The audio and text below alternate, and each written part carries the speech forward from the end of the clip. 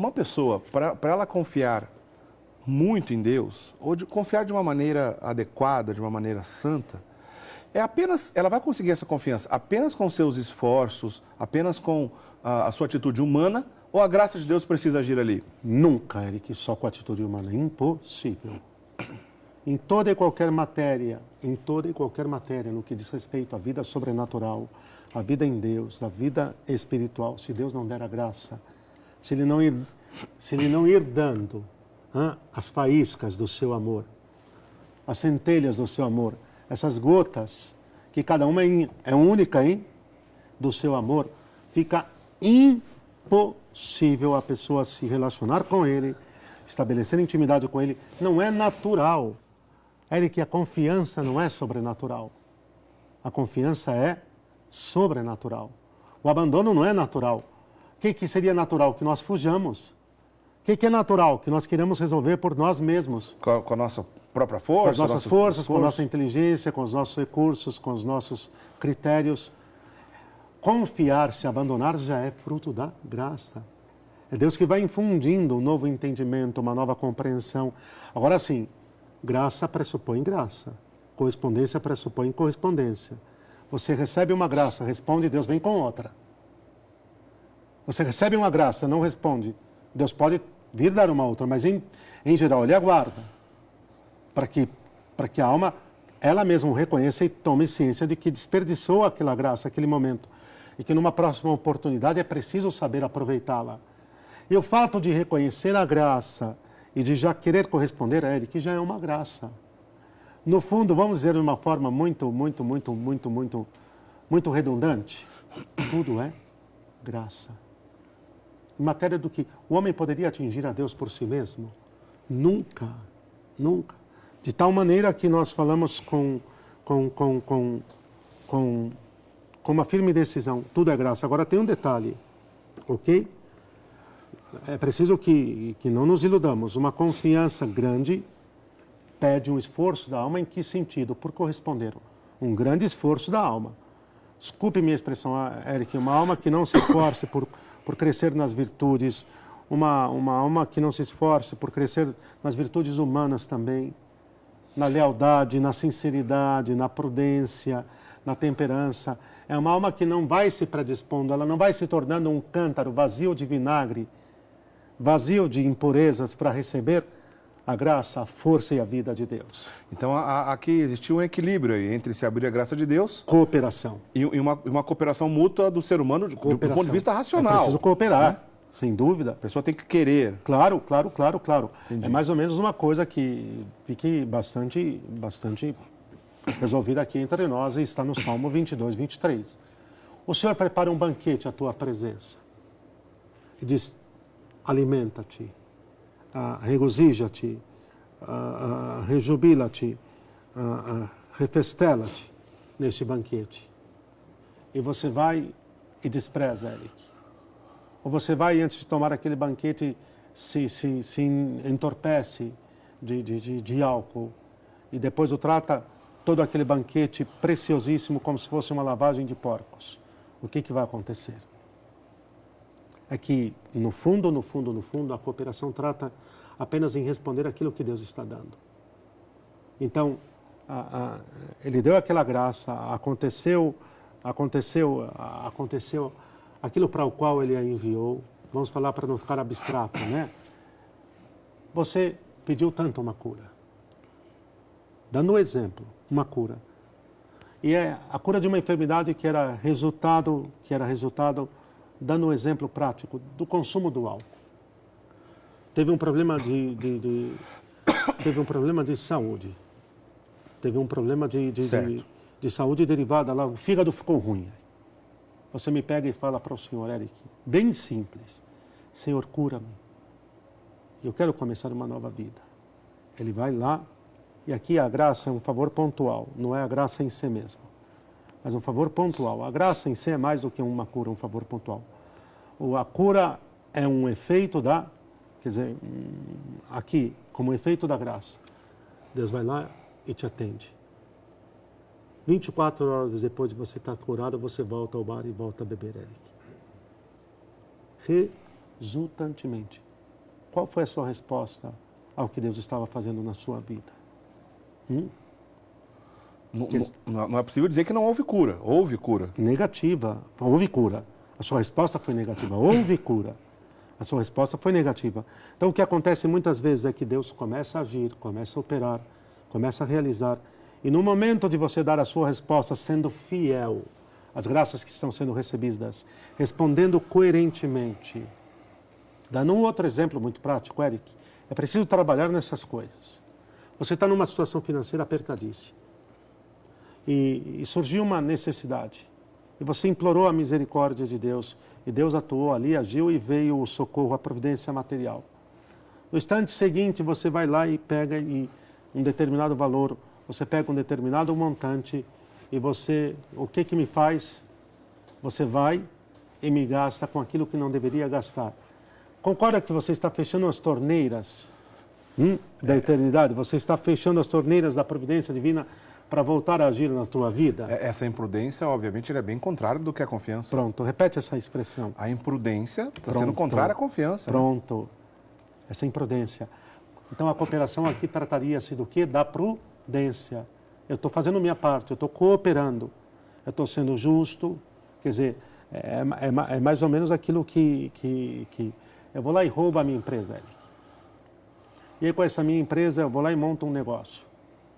E com esse valor que eu roubei e que eu preparei, que eu montei esse negócio, eu pego e simplesmente peço ao Senhor que me abençoe. Eu vou lá e chamo um sacerdote. Não vamos fugir do tema, mas está dentro, é pontual, a providência, o cuidado, a confiança. Certo. Eu quero confiar no Senhor. E aí eu fui lá, roubei minha empresa e montei uma loja e eu peço ao sacerdote para vir abençoar, que eu confio que vai dar certo. Confia coisa nenhuma.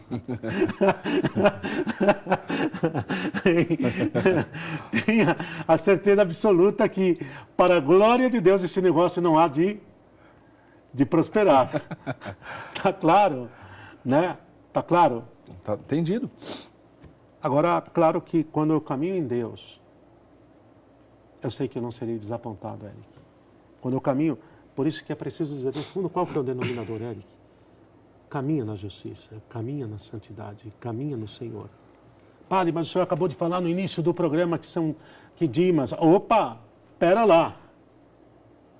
Naquele momento, naquele exato momento, era uma guinada. Ele estava dizendo a Deus, misericórdia, me levanta. Quer dizer, ele deu o que tinha no finalzinho da vida. Pronto. E se não tivesse morrido ali, podemos esperar que teria dado um belo discípulo, não é, Eric? Um belo discípulo, pela graça de Deus.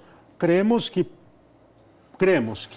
por inferência, por conclusão, pela forma como ele acolheu a graça de Deus, se não morre naquele momento, se não tivesse morrido naquele momento, suponhamos que tivesse acontecido algo estapafúrdio, ele fosse descido da cruz ali e não tivesse morrido. Ele, Dimas, teria sido testemunha do Senhor.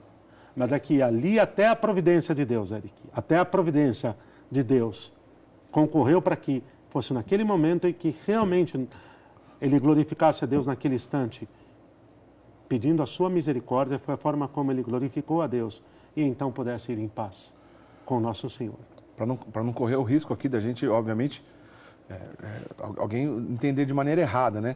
Podemos adiar a confiança em Deus. Uma hora eu passo a confiar em Deus. Não. Nós não sabemos do futuro, não sabemos como é que vai ser a nossa vida. Hoje eu posso confiar em Deus. Hoje eu devo confiar em Deus, em qualquer âmbito. Seja no âmbito material, porque, Eric, Deus provê. Deus cuida dos seus. Olha, eu quero até dizer uma palavra para os que estão nos acompanhando em casa e estão passando por dificuldades. Não se desespere, não se abata e não vá atrás de respostas mágicas. Em nenhum sentido. Sabe o que eu sinto, e é muito doloroso, Eric, é muito doloroso?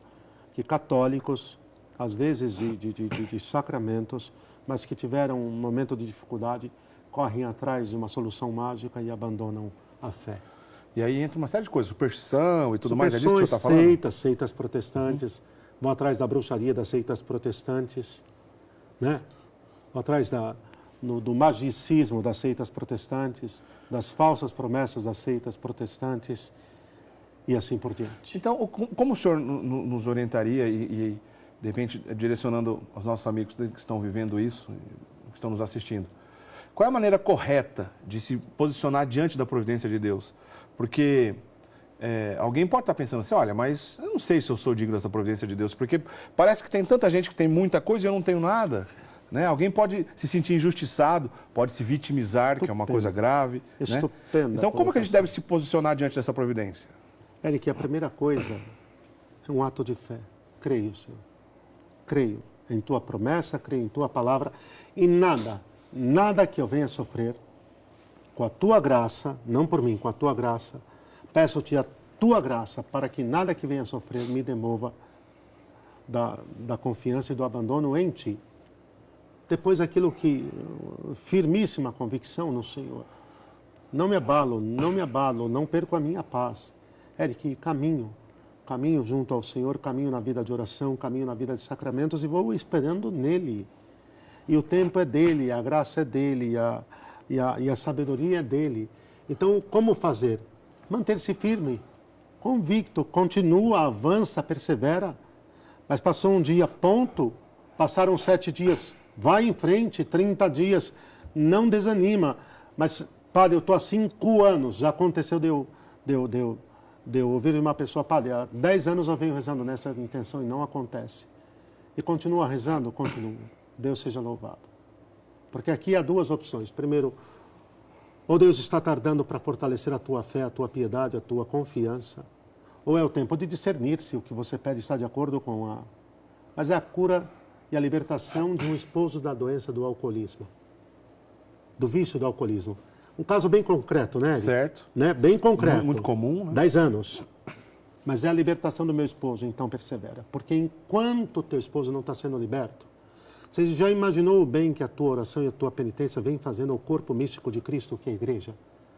Imaginou o caudal de graças, o caudal de graças, de beneplácitos do Senhor que vem através da tua oração e que estão atingindo outras vidas? Espera lá. Talvez o teu esposo não foi liberto ainda.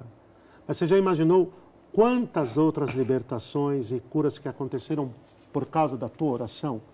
Porque tem aqui, Eric, nós somos parte de um corpo. E é preciso que haja muita clareza aqui. Às vezes, naquele momento, porque é prioridade de Deus. E não é que Ele não quer lhe atender. Não é que Ele não quer lhe atender. É que Deus é Deus e tem uma ciência que nós não alcançaremos nunca. É que, naquele momento, como está conduzindo a coisa, está produzindo o bem maior, que a tua própria santificação, a tua conversão pessoal, tem lhe levado a uma grande intimidade com Ele e o bem que tem feito a tua perseverança, esse corpo místico de Cristo que a igreja não se pode contar. E não se atribule, não. Eu já ouvi isso muitas vezes, Eric, como sacerdote a padre. Eu rezo tanto, eu venho à Santa Missa, eu faço penitência. Estou cansado. Mas o meu vizinho, que é adúltero, que é sem vergonha, que trai a esposa, ele está num vidão. Falei, opa, calma lá. O que você chama de vidão? A primeira pergunta que eu faço é isso. O que você chama de vida? Se você fala que você não tem nem para suas necessidades vitais e ele está desperdiçando, é outra matéria. Por que você não tem nem para suas necessidades vitais e ele está vivendo na opulência? Ponto. Olha aqui, porque pode ser que você não tenha nem para suas necessidades vitais. É uma grande escola de santidade e de abandono para você e para tantos outros. Enquanto o epulão lá, que está refestelando, que está festejando e que está rindo da tua pobreza, ele não sabe a miséria, a desgraça e o vazio no qual ele está vivendo, plantando sobre nada, e que depois sabe o que vai colher? Tem noção do que ele vai colher depois? Tenha compaixão. Desculpe minha expressão, Eric, é um desgraçado. Concorda? É um miserável. Certamente. Certamente. O epulão é um miserável. A parábola do rico e do pobre Lázaro que o diga. Claríssimo, né? Claríssimo. Né?